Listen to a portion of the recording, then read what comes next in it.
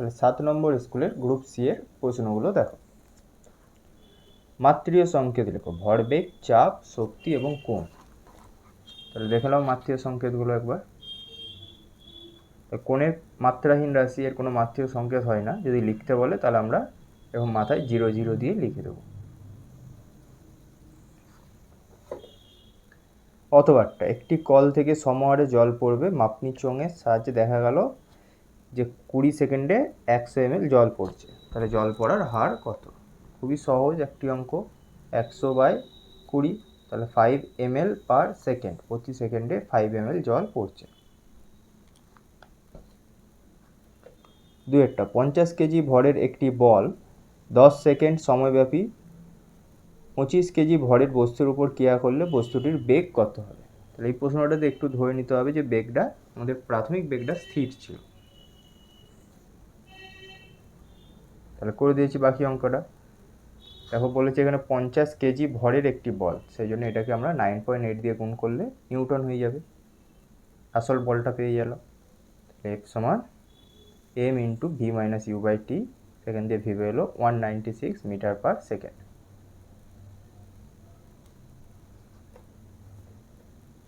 অথবাটা, বেগ সময় লেখচিত্রের সাহায্যে, এগুলো আমি আগেই বলে দিয়েছি, তোমাদের আশা করছি এতদিনে তোমরা প্র্যাকটিস করে নিয়েছো।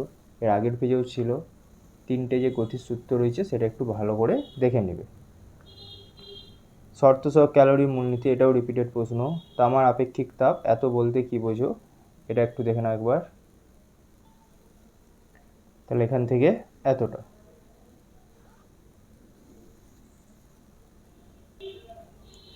পরেরটা, একটি সুরশলাকার পর্যায়কাল দিয়েছে, তার কম্পাঙ্ক জিজ্ঞাসা করেছে। তাহলে কম্পাঙ্ক এবং পর্যায়কাল কী হয়? পরস্পরে অনন্য। তাহলে কম্পাঙ্ক হবে 512 হার্জ, 512 হার্জ। পরেরটা, কার্যহীন বল কি? উদাহরণ দাও। তাহলে যে কার্যহীন বল কাকে বলে তার উদাহরণ, যেক্ষেত্রে সরণ শূন্য হবে অথবা প্রযুক্ত বল এবং সরণের যদি পরস্পর 90 ডিগ্রি হয় সেক্ষেত্রে আমাদের কার্যহীন হবে। তার উদাহরণটা একটু মনে রাখবে।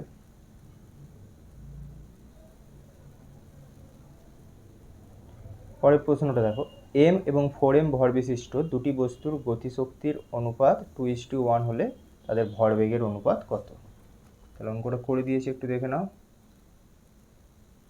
তাহলে প্রথমে ধরে নিলাম প্রথম বস্তুর ক্ষেত্রে আর দ্বিতীয় বস্তুর ক্ষেত্রে এদের অনুপাত করে দিলাম গতিশক্তি দুটো, দেওয়ার পরে আমাদের যে মানগুলো দিয়েছে সেই মান অনুসারে আমরা সাজালাম। তোমরা ডাইরেক্ট এই সূত্রটার অনুসারেও করতে পারো, যে লিখতে পারো P1 সমান √2m E1, এই সূত্রের অনুসারে করবে। এবার m মানে ভর, আর e মানে গতিশক্তি, যার যেটা মান দিচ্ছে সেই মানটা ধরেও করতে পারো, যে এইটা ধরে করবে তারও ঠিক হবে। তাহলে আমি যেই নিয়মটা দেখেছি তুমি সেটা একটু দেখে নাও।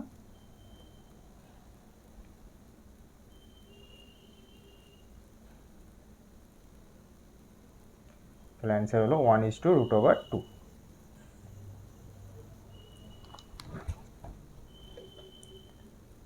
হুকের সূত্রটি ব্যাখ্যা করো। তাহলে এটি হলো হুকের সূত্র এবং তার গাণিতিক রূপ।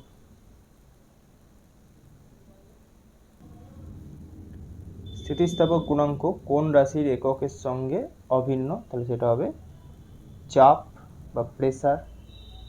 আর এর এসআই একক, তাহলে চাপের এসআই একক হচ্ছে নিউটন পার মিটার স্কোয়ার। পরেরটা, এই পরমাণুতে একটি প্রোটন যোগ করা হলে ওয়াই পরমাণু গঠিত হয়, তাহলে ওয়াই এর পারমাণবিক সংখ্যার ভর সংখ্যা কত?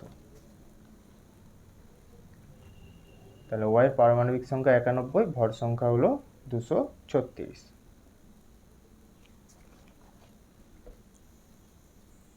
এত সংখ্যক অক্সিজেন পরমাণুর ভর জিজ্ঞাসা করছে, তাহলে বের করে নেব। তাহলে অ্যাভোগাড্রো সংখ্যক অক্সিজেন পরমাণুর ভর হচ্ছে 16 গ্রাম, তাহলে অর্ধেক, তাহলে 8 গ্রাম।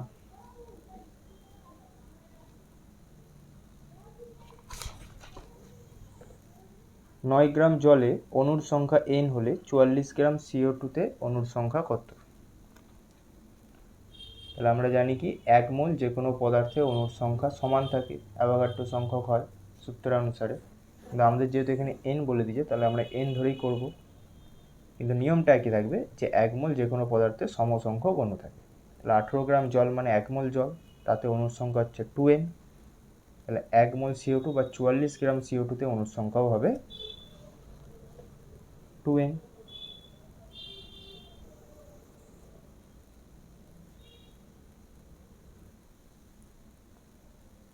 খাদ্য লবণের দ্রাব্যতা 35, এই কথাটির অর্থ কী?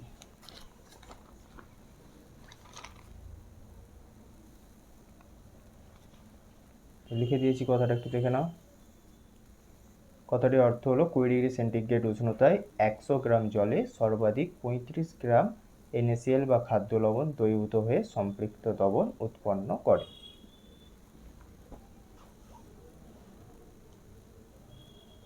পরের প্রশ্নটা দেখো, কি কি উপায়ে অসম্পৃক্ত দ্রবণকে সম্পৃক্ত করবে? এটা তোমাদের বইয়ের প্রশ্ন।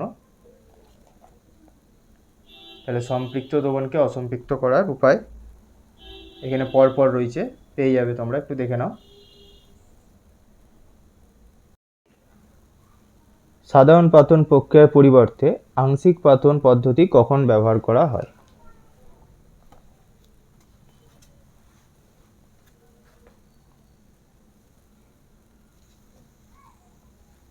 তাহলে এই প্রশ্নের উত্তরটা 9-এর দাগের 1-এ, মানে এখান থেকে এতটা। যদি পুরোটা না লিখতে হয়, একটু ছোটো করেও লিখতে পারো, প্রথম পার্টটা পর্যন্ত লিখলেও হবে, কারণটা ব্যাখ্যাটা না দিলেও চলবে।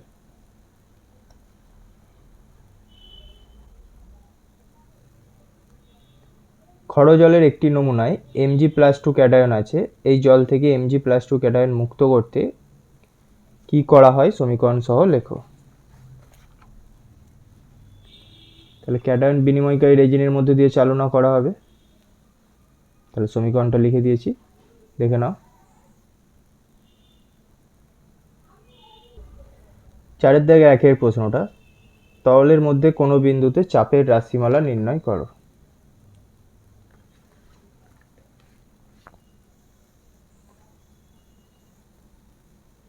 তাহলে এখান থেকে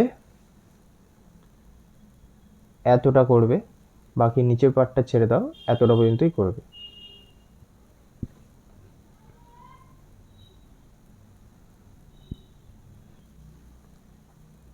ওরই অথবা যে অঙ্কটা রয়েছে সেই অঙ্কটা একটু দেখে নাও।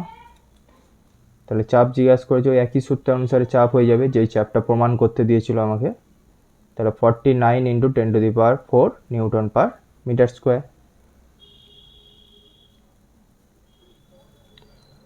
পরেরটা, বলের ঘাত ও ঘাত বল কাকে বলে, এর সাথে ভরবেগের সম্পর্ক।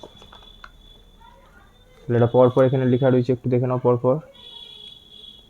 ঘাত বল কাকে বলে, বলের ঘাত কাকে বলে, এবং তার মধ্যে ভরবেগের সাথে সম্পর্ক।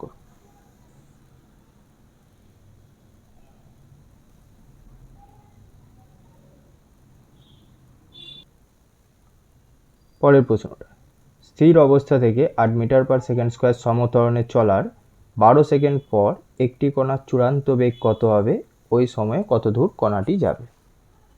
তো দুটো প্রশ্ন আছে, পরপর দেখে নাও। তাহলে ত্বরণ থেকে বেগটা বের করে নিলাম, আর দূরত্বটা এখান থেকে বের করলাম।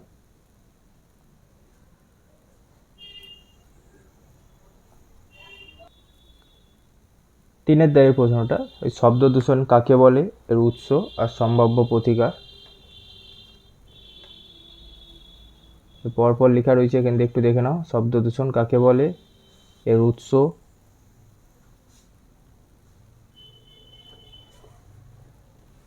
তারপরে নিয়ন্ত্রণের উপায়।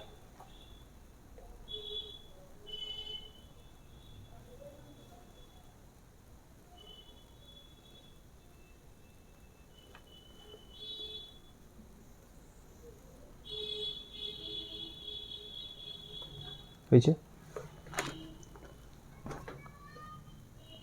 পরের প্রশ্নটা দেখো, চারেরটা 0 ডিগ্রি সেন্টিগ্রেড উষ্ণতার 20 গ্রাম জলের সঙ্গে 10 ডিগ্রি সেন্টিগ্রেড উষ্ণতার 40 গ্রাম জল মেশালে চূড়ান্ত উষ্ণতা কত হবে? তো ধরে নিলাম চূড়ান্ত উষ্ণতা টি হবে। তাহলে ক্যালোরিমেথির মূলনীতি অনুসারে গৃহীত তাপ সমানই বর্জিত তাপ, সেই সূত্র অনুসারে টি সমান বেরোলো আমাদের 6.66 ডিগ্রি সেন্টিগ্রেড।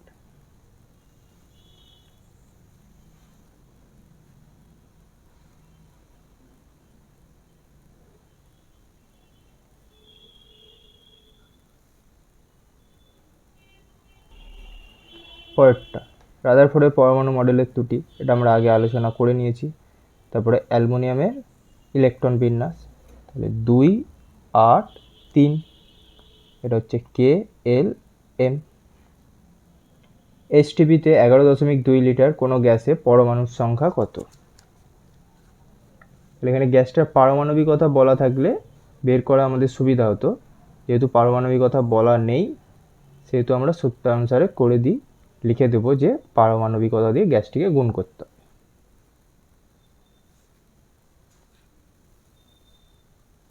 তাহলে অণুর সংখ্যা বেরিয়ে যাবে, যে আয়তন মানে এত সংখ্যক অণু রয়েছে, তাহলে এতে রয়েছে অর্ধেক। এখন পারমাণবিকতা এতগুলো অণু যে গ্যাস হবে তার পারমাণবিকতা, যেমন অক্সিজেন যদি হয় O2, তাহলে এটা হলো দ্বিপারমাণবিক গ্যাস।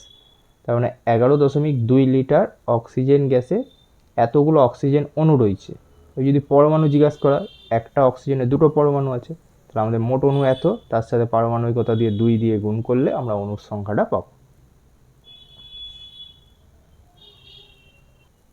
তারপরে প্রশ্নটা, মোলার আয়তন কাকে বলে?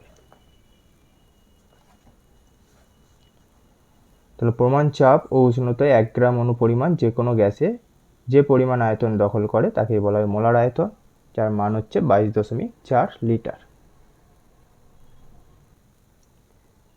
তবে এত সংখ্যক কার্বন পরমাণুতে মোল সংখ্যা কত? তাহলে 3 মোল।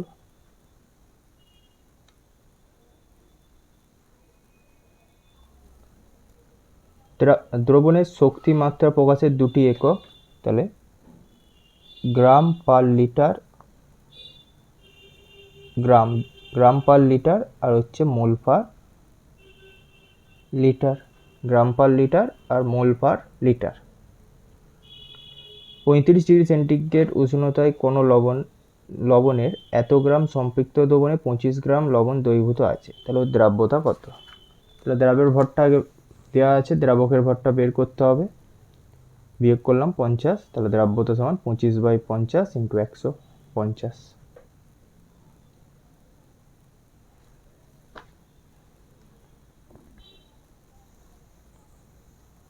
সোডিয়াম হাইড্রোক্সাইড ও সালফিউরিক অ্যাসিডের একটি করে ব্যবহার লেখো, একটি প্রাকৃতিক নির্দেশকের নাম লেখো। তাহলে H2SO4 এবং NaOH এর ব্যবহার দেওয়া রয়েছে, এখানটা দিয়ে একটু দেখে নাও, এছাড়াও তোমাদের টেক্সট বইতে রয়েছে, তাও একবার দেখে নাও। আর প্রাকৃতিক নির্দেশকগুলোর নাম লিটমাস, হলুদ, জবা ফুল ইত্যাদি।